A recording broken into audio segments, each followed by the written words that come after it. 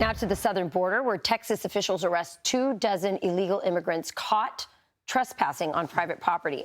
Among them, get this, a 12-year-old and a 9-year-old traveling all alone. And they're just a couple of the nearly 74,000 unaccompanied minors streaming into the U.S. in this fiscal year alone.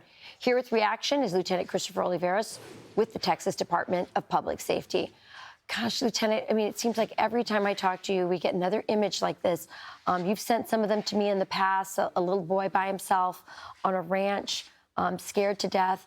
I mean, why is this not like the number one issue just on the humanitarian issue of unaccompanied minors? Look at these numbers. 74,000 this year. I think last year, 137,000. This is beyond a crisis, Lieutenant. It is, Rachel. Good morning. Of course, those stats, those statistics are very shocking, very disturbing. You know, we've talked about this, you and I, over the years about, regarding children, and why aren't we talking about unaccompanied children more when we talk about the border crisis right now? Of course, we're still seeing unaccompanied children coming across the border. And that particular group, there was 19 minors. I mean, there was juveniles, also young children that were amongst that group that came across the border by themselves. And these children, they come across, I mean, they have a piece of paper with an address and a phone number. And then that's it. And then from there, of course, we turn them over to federal authorities. And then who knows where they end up, through the process. But what I can tell you is that when our personnel, when DPS state troopers or anybody from our department comes across any type of child that's coming across the border, we make sure we ask questions. We make sure that there's no signs of abuse or mistreatment or even sexual assault, or if a child makes an outcry, then we'll have a specialized investigative unit, which would be our Texas Rangers, and we could investigate. But of course, again, we never know exactly truly what happens to these children. Of course, they're scared. I mean, I'm sure they know that if they talk or say something, they're worried about their family or anybody else in the United States that could be harmed. So, they're very vulnerable. And I think right now the federal government is not really taking this into it, making it a priority to focus on unaccompanied children. But again, we're still seeing this. It's still a problem. It is a clear reality of the border situation right now. Yeah, I mean, we've had Border Patrol tell us in the past that the young girls coming across loaded up with birth control pills because they know they're probably going to get assaulted along the path. But also just as troubling is the NGOs who are handing these children over to illegals. So that obviously they're not vetted, they're illegal. So, I mean, this is just absolutely, it's child abuse, and our government is complicit in this. It truly is child abuse, right? Of course, we talked about these NGOs as well, right? How, they are complicit with the situation right now. And, we don't know exactly what happens with these children in that process and where they end up with these sponsors that are not properly vetted. We don't know who they are and where they end up. Of course, there was reports, early on that there was, that the federal government lost track of over 85,000 children.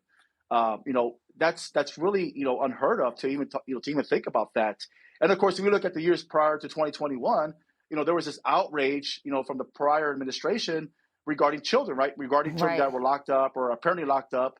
But now look what's happening, right? Now we can't even keep track of children that are coming across the border, the most vulnerable populations that are coming across. And that's not a concern. It's not on the federal government's radar to actually try to put a stop to it. Well, under the Trump administration, we separated the adults from the children to verify if they were actually their parents.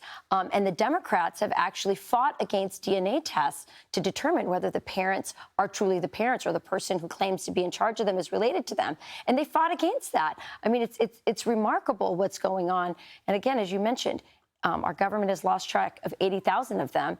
And Javier Becerra referred to them as, get the processing going quicker, and scolded his own employees, saying, if this was a Ford plant, you guys would be failing the test, treating these children as if they're widgets in a factory instead of human beings who are in the most vulnerable, dangerous situation possible. I really appreciate you keeping track of this. You are one of the few people who actively sends these images out to us to remind us of these children. Obviously, our government is trying to cover it up.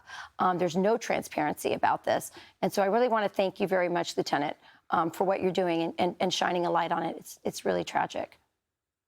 Well, I thank you, Rachel. It means a lot. Of course, my job, obviously, I want the American people to understand what's really happening, to hear it from a law enforcement perspective, because this situation is much broader when we talk about the border situation. Of course, children, that's always going to, hit a personal spot, especially for me as a parent as well. Yes, me too. But we really need to get this under control and really focus on what we can do for these children that are coming across to make sure they are safe.